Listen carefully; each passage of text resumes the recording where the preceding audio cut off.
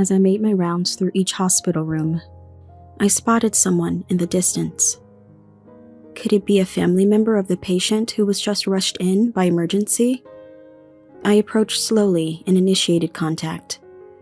"Is there something troubling you?" The man, who had been looking down, slowly lifted his gaze to meet mine. "My wife was brought here earlier, and this is all new to me. Thank you for your concern," he said with a smile. Something about his smile seemed familiar, but before I could recall where I'd seen it, he stood up and turned away from me. "I need to be strong," he said, his voice quivering slightly. "I've heard that your family member is in stable condition," I began, then paused, puzzled by my own reaction. Maybe it's because I grew up in a facility, but I've never been good at speaking to people I meet for the first time. Whether it's patients or their families, I tend to become too formal. Yet, with this man, words flowed easily. For some reason, I had this feeling that continuing our conversation might lead to something incredible. Whether it was a good or bad feeling, I couldn't say. "If you need anything, the nurse's station is over there." As I was about to return to my rounds, the man stopped me. Could it be Jody? How did he know my name? Staring at me in disbelief, he stepped closer. "Don't you remember? It's been so many years. I've turned into an uncle now." I began to trace my memories back. Could it be me, returning home after work? Passing by a hair salon, I remembered it was almost time to get my hair cut. When was my next day off? I wondered.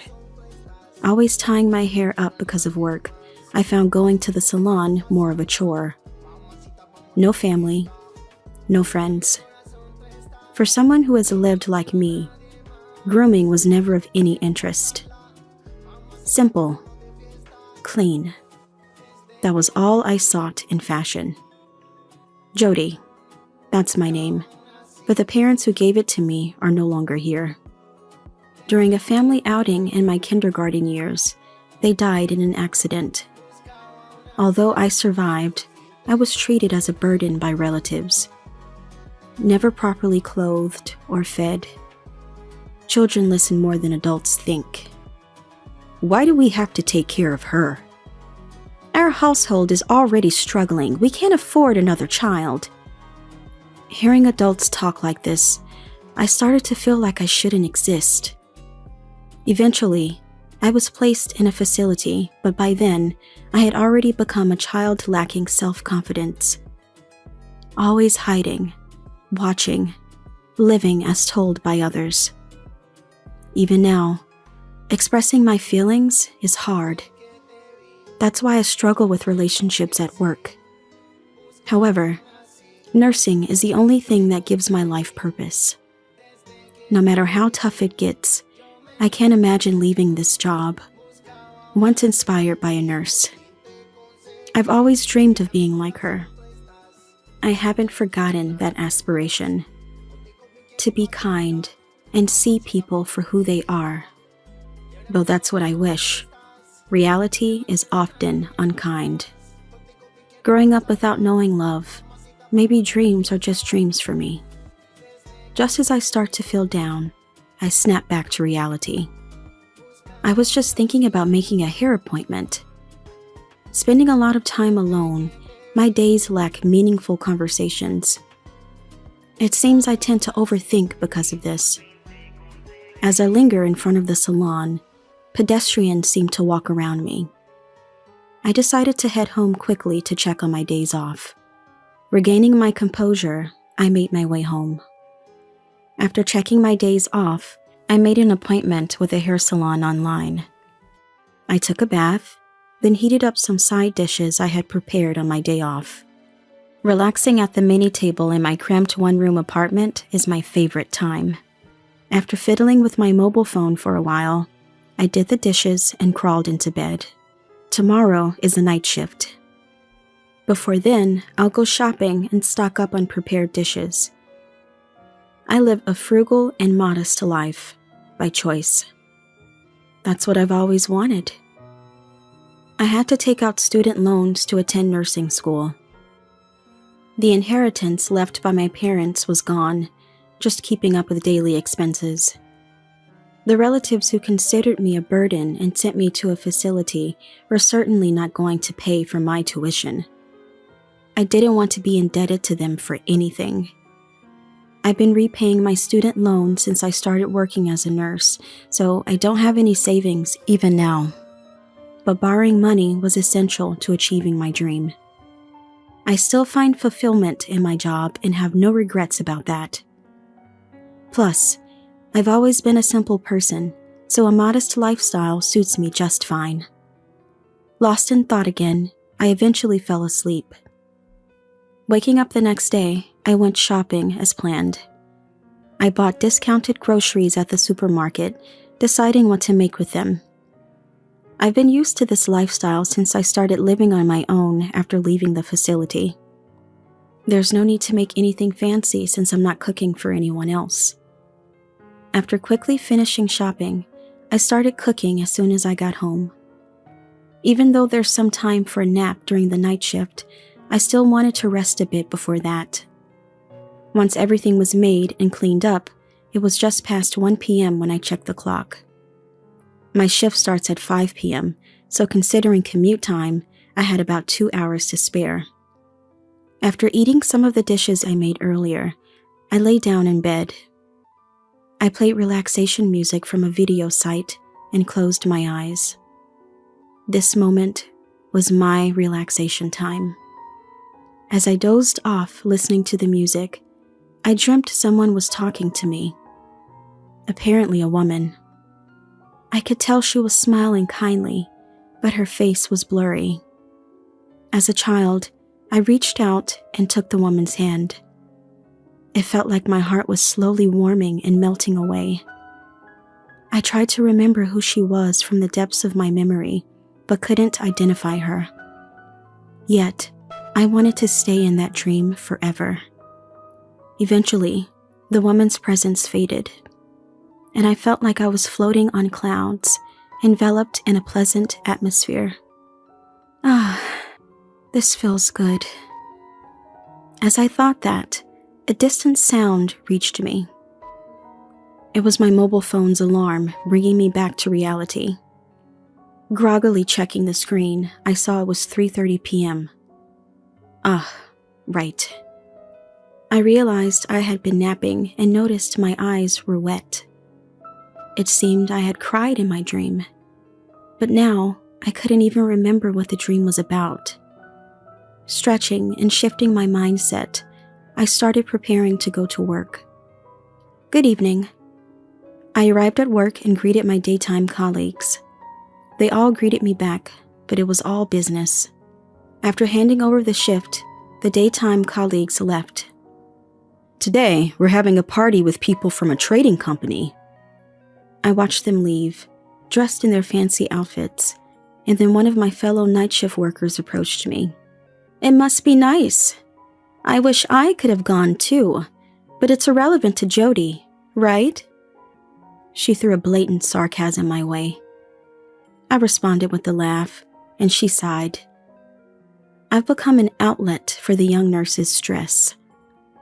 Dismissed on unrelated topics, talked behind my back about my belongings or how I dress.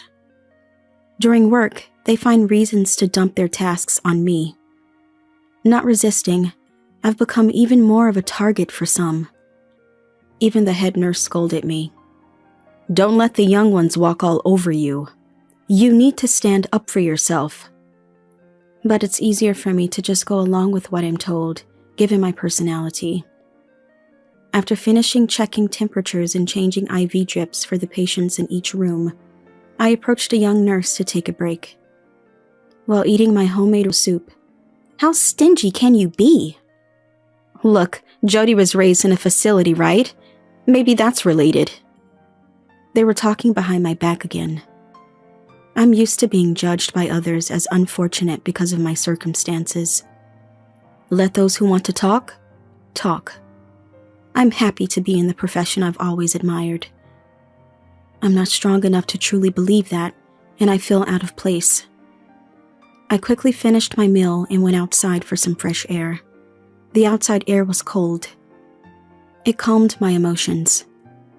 Unable to gauge distances with others, I've always chosen to be alone. Interacting with anyone scared me. It was easier to close off my heart and stay alone than to express my feelings and build relationships. Being accustomed to being talked about behind my back isn't true even now. I didn't choose to grow up in a facility, and I have feelings too. But I've never been able to find my own worth. Even if I stood up to those talking behind my back, who would acknowledge me? It would only serve to alienate me further. So, it's better to pretend I don't hear it. It hurts less to comply with others' demands, ignoring my own will.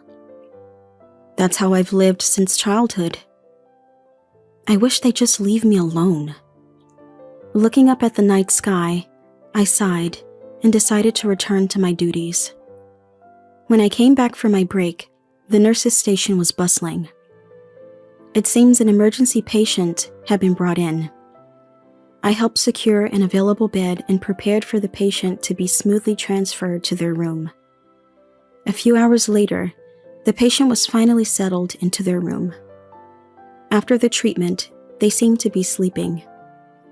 Their condition appeared stable, so we returned to our respective duties, checking on the sleeping patients for any irregularities, replacing IV drips.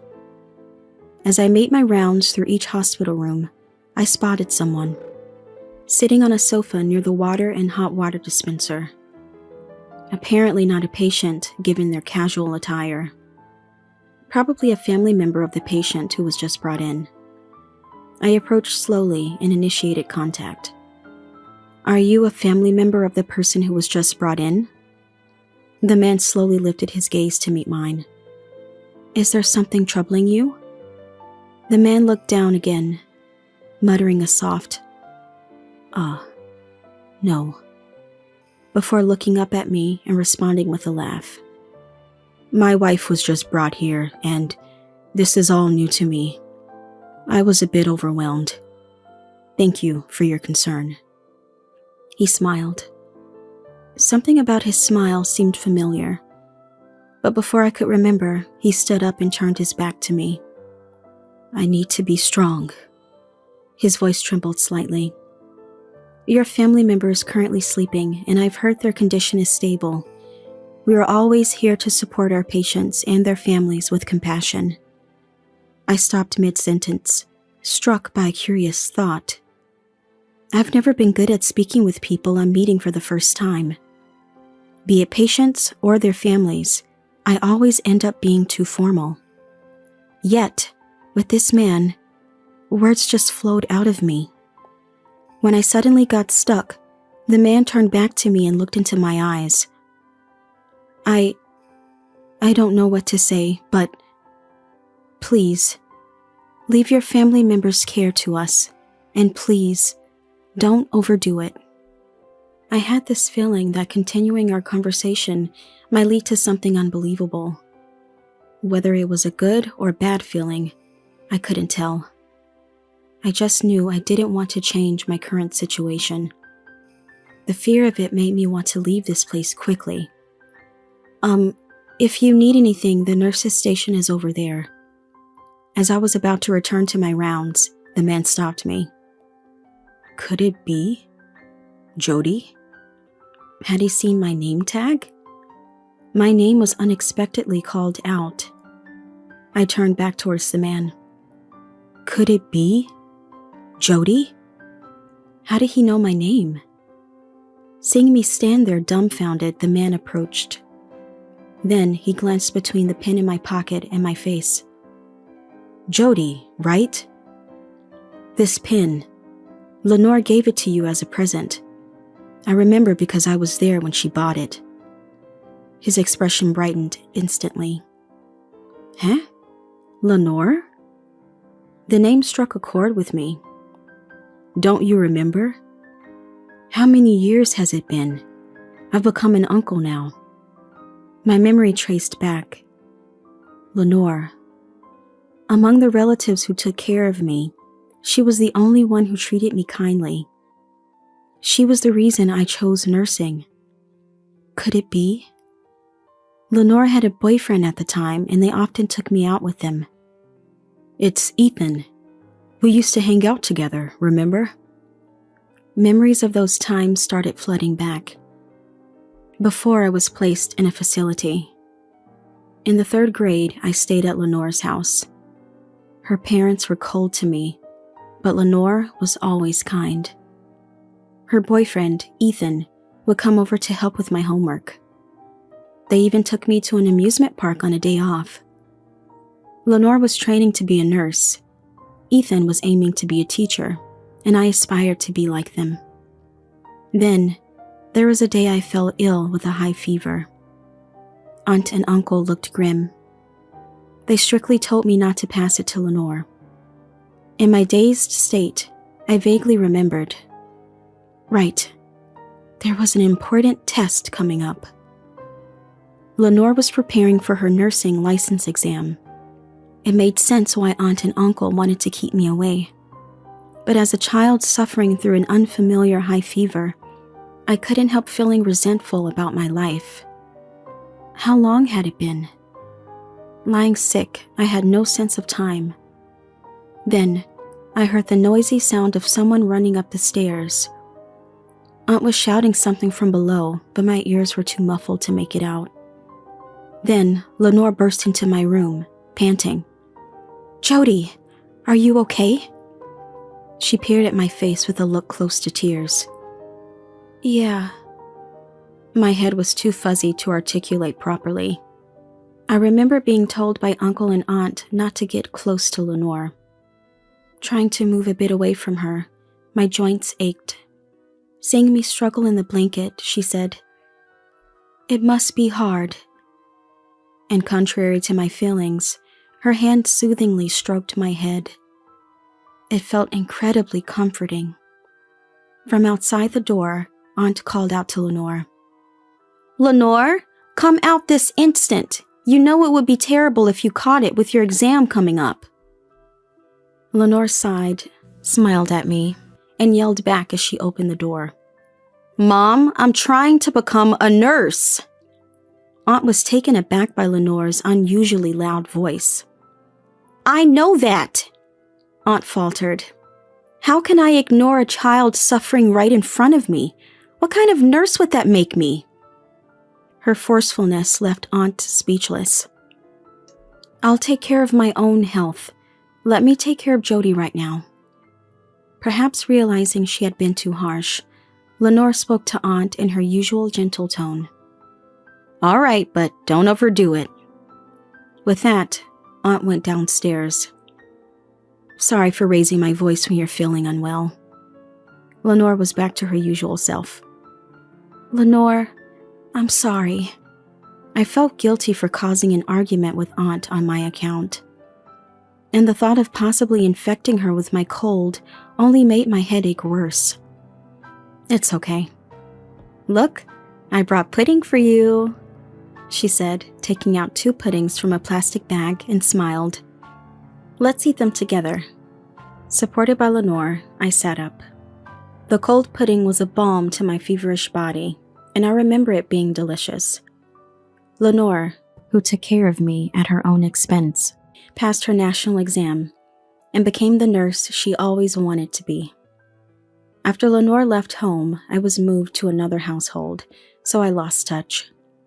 But the kindness and warmth she showed me stayed with me. That's when I started aspiring to be a nurse. To be a nurse who could sacrifice her own comfort to be close to her patients. With that in my heart, I've come this far. "Jody?"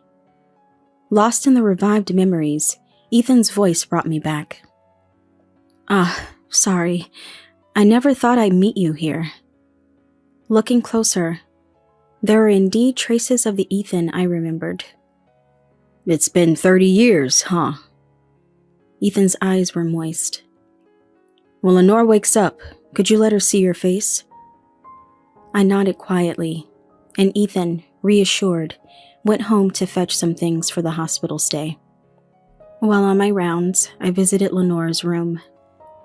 She seemed to be sleeping, but it was definitely her, Lenore, my role model. I never imagined we would meet again like this. I wonder how I appeared to her now that she's awake. A mix of hope and anxiety swirled within me. After finishing my night shift, I went home and took a short nap. I had a hair appointment scheduled for the afternoon. I've been keeping the same hairstyle for years, just trimming my grown-out hair, but this time I decided to change it. Worried that Ethan recognized me, but Lenore might not, I opted for the same hairstyle I had in elementary school. I decided to cut my long hair into a bob. It's been years since I've had my hair this short. My shoulders felt lighter, and somehow, my mood brightened too. The next day at work, I immediately heard the young nurses whispering about my haircut. Some even asked me directly why I cut it, but I just gave a vague response and focused on my duties.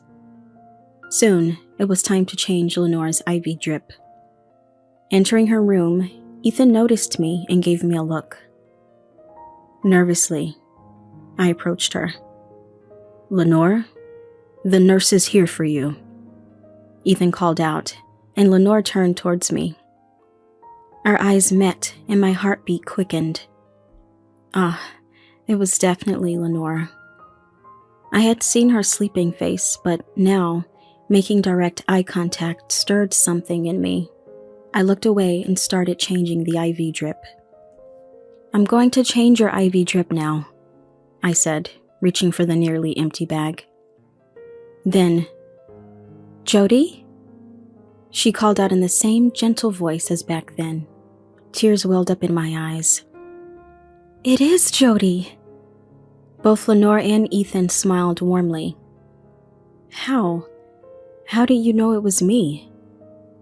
It had been 30 years since we last met, and I had aged into a middle-aged woman. I heard from Ethan about meeting someone from the past, plus there were hints of the old you. I wonder what would have happened if I hadn't changed my hair to how it was back then. Sensing my thoughts, Lenore continued. "It's not just the hairstyle." She glanced at my chest. I remember that pin well. The pin in my pocket, remembered by Ethan too, seemed to shine. The pin was a cute character-themed one, not really suiting my plain self.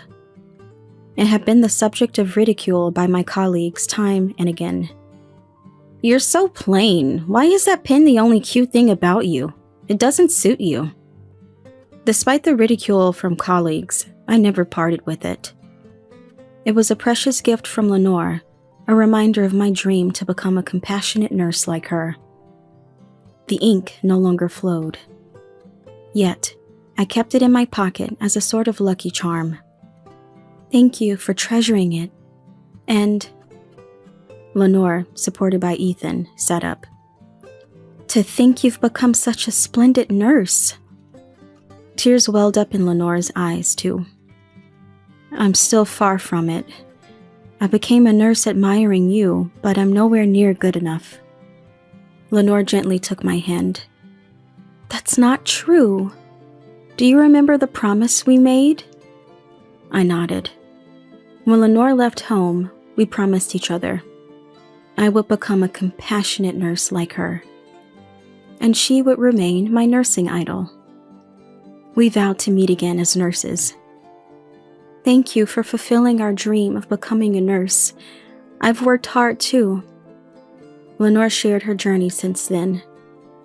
After starting her nursing career, she returned home only to find I was gone. She had planned to take me in once she was settled, but by then I was moved to another relative's house, and soon after, to another home. It became difficult to track me down, and she regretted it deeply. "I should have taken you with me when I left." She apologized with a sad look. I squeezed her hand back. She then shared about marrying Ethan. They were childless, but she had risen to the rank of nursing director. I was speechless, only managing to nod. She then pulled out a pin identical to mine from the side table drawer. I've kept it as a lucky charm, too. I always believed we'd meet again. Overwhelmed with joy, I hugged Lenore. Could there have been a moment as heartwarming as this? Ethan gently stroked our backs as we embraced.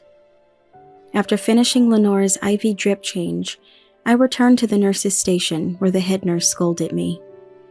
You know better than to bring personal matters to work, especially not as a senior nurse. The young nurses behind tried to stifle their laughter.